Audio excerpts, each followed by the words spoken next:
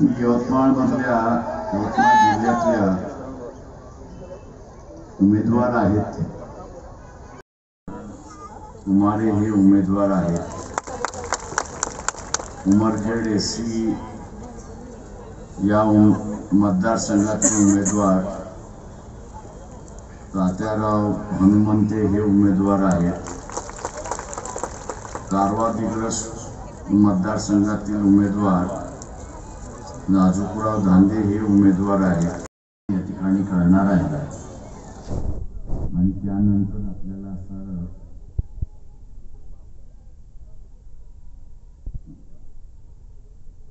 आनंद यांचा असणार या कार्यक्रमाचा असणारा पूर्णपणे आपल्याला असणारा आनंद शिंदे यांच्या कार्यक्रमाचा वापर त्या ठिकाणी आपल्या समोर करणार आहे. आनंद तिथे असणारा आपल्याला घ्यायचा. त्यांच्या गाण्यामधला असणारा धीर हा जो शब्द आहे आणि मी ऐकत बसलो होतो.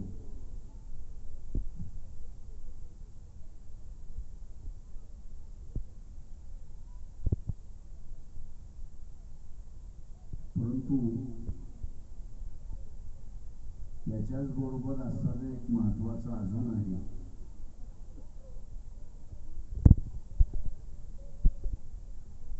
धीर द्यायचा म्हटलं म्हणजे कशासाठी, कुठल्यासाठी?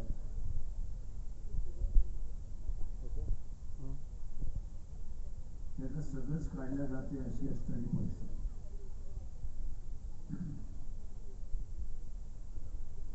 आरक्षण या निवडणुकीमध्ये नीरज आणि वाचलेले उमेदवार यांना आपण निवडून दिलं नाही तर धीर राहण्याची शक्यता कमी आहे असं मी त्या ठिकाणी मानतो.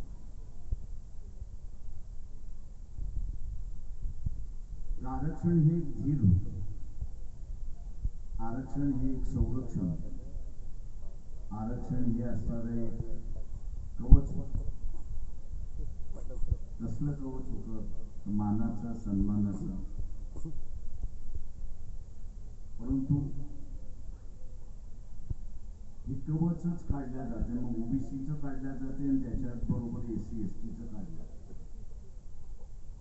आणि तेही सुप्रीम कोर्टाच्या माध्यमातून काढल्या जाते.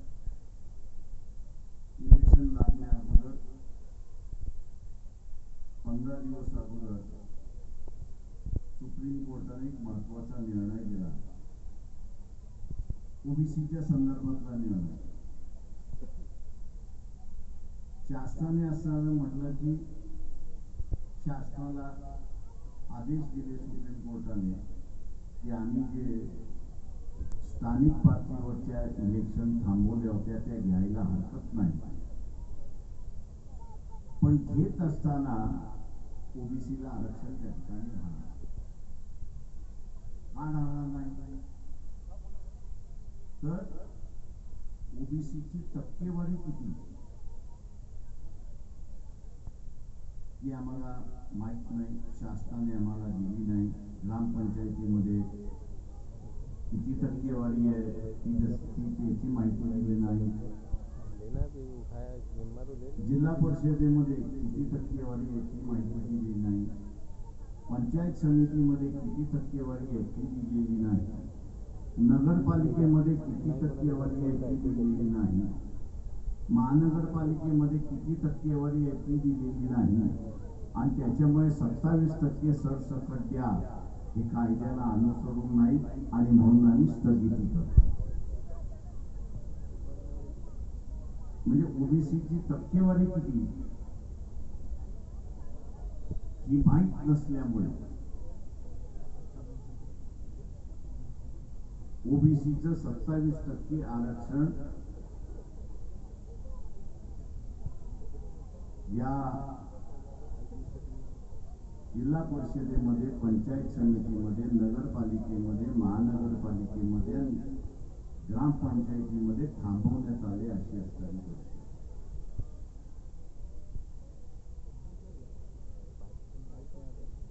एकंदरीत आपण असताना पाहिलं ह्या लोकल बॉडीच्या ज्या इलेक्शन आहेत त्या लोकल बॉडीच्या इलेक्शन मधनं ओबीसीना आरक्षणातून वर्ज करण्यात आलेलं आहे, थांबवण्यात आलेलं आहे. यापुढे आरक्षण मिळणार नाही अशी परिस्थिती. का मिळणार नाही? टक्केवारी माहित नाही. त्याच्यानंतर लगेच एक दुसरा निर्णय. तो निर्णय कुठला आला? ते एससी एसटीच्या संदर्भातला निर्णय. आता ह्या एससी एसटीच्या संदर्भातला निर्णय काय आहे? तर वर्गीकरणाचा निर्णय आहे आणि वर्गीकरणाबरोबरच त्यांनी असं म्हटलं की क्रीमी लेअरचा निर्णय. की वर्गीकरणाबरोबर क्रीमी लेअर आणि या क्रीमी लेअरची व्याख्या सुद्धा त्या जजमेंट मध्ये देण्यात आली. त्या जजमेंट मध्ये असं म्हटलं की क्रीमी लेअर कोड कुटुंब म्हणून जे आहे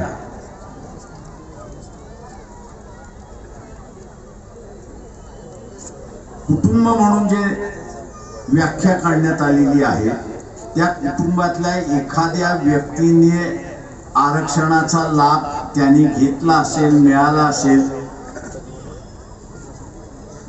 आणि तो त्या आरक्षणाचा लाभार्थी झाला असेल तर ते कुटुंब क्रीमी लेअरचं. या क्रीमी लेअरला यापुढे आरक्षण मिळणार नाही असाही त्या निकालात म्हटलं. म्हणजे जो कोणी क्रीमी लेअर मध्ये आला त्याला यापुढे आरक्षण नाही. माझ्या समोर मी असताना बघत होतो की फ्रेंड्स फुटबॉल असोसिएशन यवतमाळ म्हणजे फुटबॉल पायाने खेळणारा, त्याला किक मारून करणारा खेळ, या आरक्षणाचं सुप्रीम कोर्टाने फुटबॉल केला हे आपण लक्षात.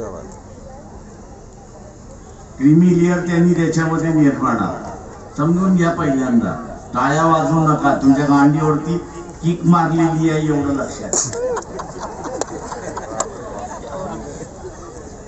वारंवार दाखवू नका की नवनीतच्या गाईड मधनं आम्ही डिग्री घेतलेले नवनीत भी लाइक मुझे क्यों तोड़ा. क्रीमी लेअर त्यांनी असताना केलं. मातंग समाज सुद्धा असताना पहिल्यांदा फार मोठ्या प्रमाणात या निर्णयाचं स्वागत केलं. मी म्हटलं हे 10,000 रुपये घ्या, पेढे वाटा आणि त्याच्यानंतर माझ्याकडे. ते म्हटले कोणाला आम्ही पेढे वाटू? म्हटलं तुमच्या मधले जे शिकलेले आहेत, सवरलेले आहेत, अधिकारी झालेले, डॉक्टर झालेले, इंजिनियर झालेले, त्यांच्याकडे पहिल्यांदा आणि पेढे वाटू. एखाद्या मातंग समाजाच्या असणाऱ्या डॉक्टरांनी मला फोन करून विचारलं तर प्रकाशराव या निर्णयाचं काय करायचं?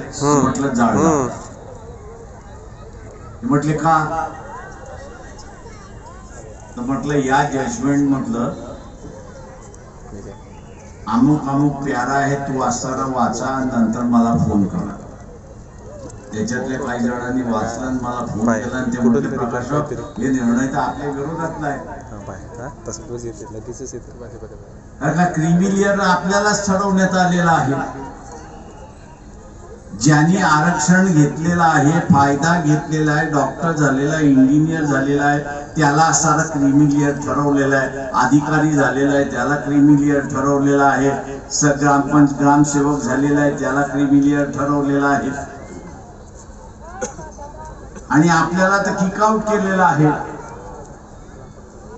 म्हटलं बरोबर आहे की या निर्णयाने क्रीमी लेअरची व्याख्या करत असताना ज्यांनी कोणी एकदा फायदा घेतलाय त्याला यापुढे आरक्षणाचा फायदा मिळणार नाही असं केलंय. आणि या निर्णयाचं स्वागत करणारं कोण आहे तर काँग्रेस आहे आणि भारतीय जनता पक्ष. कर्नाटकच्या मुख्यमंत्र्यांनी सांगितलं, तेलंगणाच्या मुख्यमंत्र्यांनी सांगितलं की हा निर्णय आम्ही आमच्या इथे लावला. महाराष्ट्रामध्ये जाण्या अगोदर ही सरकार इलेक्शनला जाण्या अगोदर पटनाच्या एका हायकोर्टाचं रिटायर्ड जजचं कमिशन निर्माण केलं आणि सांगितलं की तुम्ही हा निर्णय आम्ही कसा अंमल करावा त्याचं फक्त मार्गदर्शन. भाषण लिख के दे रहे वो व्हाट्सएप पे. मित्रों, विद्वान आपल्याकडे फार आहे, परंतु समजदार विद्वान फार कमी आहेत अशीच असतात. या निर्णयाच्या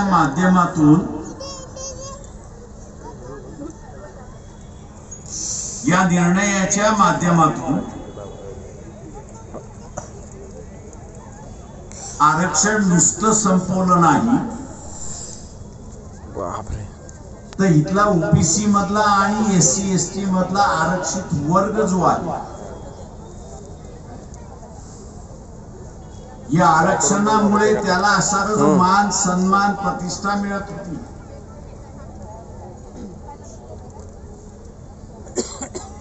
ती सगळी संपवली.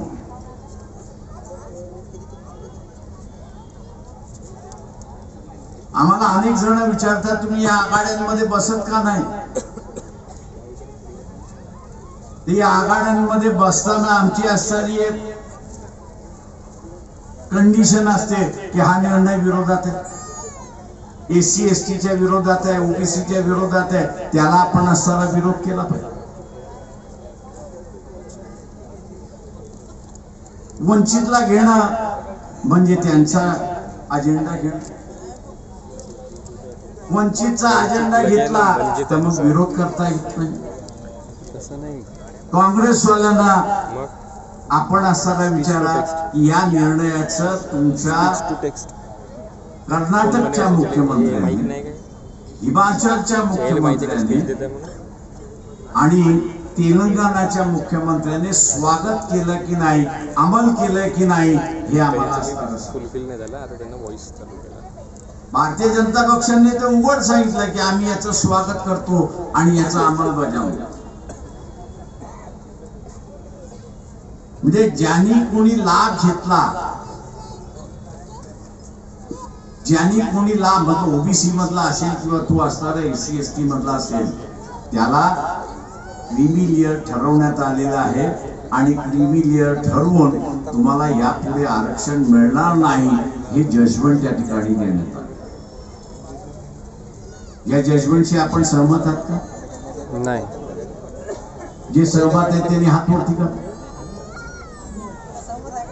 जे सहमत नाही आता आपण ज्यावेळेस म्हणताय त्यावेळेस नुसतं नाही म्हणून चालणार नाही. येता येता मला असणारा मुस्लिम बांधवांचं एक शिष्टमंडळ भेट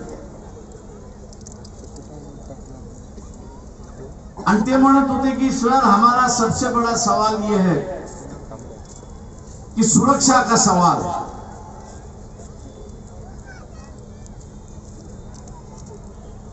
सुरक्षा का सवाल आहे म्हणून त्या ठिकाणी म्हणून त्यांचा इश्यू बरोबर आहे. सुरक्षा हा सगळ्यात महत्वाचा त्यांचा प्रश्न. त्याच्यावरती ते जागरूक आहे की सुरक्षा कोण देऊ शकतो. मी त्यांना म्हणालो की वंचित आघाडी बरोबर तुम्ही जुळलात तर तुम्हाला सुरक्षा मिळाली म्हणून समजा. हे म्हटले कैसे. म्हटलं औरंगाबाद मध्ये आम्ही ज्यावेळेस बसलो होतो त्यावेळेस असणारा मुस्लिम समूहाने फार मोठ्या प्रमाणात औरंगजेबचा असणारा स्टेटस ठेवलं होतं. औरंगजेबचं स्टेटस ठेवलं होतं. केसेस चालल्या होत्या, मारामाऱ्या चालल्या होत्या, दंगली होणार म्हणून अशी परिस्थिती. हिंदू मुसलमानाच्या दंगली शहरामध्ये होणार अशी असणारी परिस्थिती होती. मुस्लिम डेलिगेशन आला, आम्हाला म्हटलं की याच्यामध्ये आपण लक्ष घाला. म्हटलं आम्ही लक्ष घालतो. औरंगाबाद मधलंच डेलिगेशन होतं, म्हटलं लक्ष घालतो. औरंगजेबच्या मजारवरती आम्ही गेलो, पक्षाचे प्रतिनिधी घेतलं, चादर चढवली, त्यांच्या मजारावरती असताना चादर चढवली आणि आम्ही असताना म्हटलं की गुन्हा केला असेल असं पोलिसांना वाटत असेल तर आमच्यावरती केसेस. चादर चढवणं हा जर गुन्हा असेल तर त्याच्यावरती केसेस करा आणि वातावरण बदल. मी इथल्या मुस्लिम बांधवांना सांगतो की वंचित बरोबर आपण जुळला तर आपल्याला जी सुरक्षितता पाहिजे ती सुरक्षितता या ठिकाणी मिळेल आणि म्हणून आपण असं त्या ठिकाणी आहे. पण ती सुरक्षितता द्यायची असेल तर आपल्याला आमदार होणं गरजेचं आहे. सत्ताधारी होणं हे गरजेचं आहे. या आरक्षणाचं आलेलं संकट आपण मिटवणार कसं, टाळणार कसं? आंदोलन करून टाळू शकतो का? तर नाही. सेमिनार घेऊन करू शकतो तर नाही. सुप्रीम कोर्टाविरोधात बोंबलायचं म्हटलं तर ते म्हणतील बोंबलत बसा, आम्ही जजमेंट देऊन मोकळं झालेलो आहोत. त्याचा अंमलबजावणी सरकारला केलं पाहिजे आणि अनेक सरकारने तिथल्या असणाऱ्या कमिटी हे जजमेंट उलटवायचं असेल तर एक लक्षात घ्या, हे जजमेंट तिथलं उलटवायचं असेल आणि एससी एसटी ओबीसी ला मिळणार आणि मुसलमानांना मिळणार आरक्षण हे टिकवायचं असेल, ही जेवढी उमेदवार यांची नावं वाचलेली आहेत त्या उमेदवारांना आमदार केल्याशिवाय तुम्ही लढू शकत नाही, हे लक्षात घ्या. सुप्रीम कोर्टाचा निर्णय हा उलटवू कोण शकतो? कोण शकतो उलटवू? कोणाला अधिकार आहे?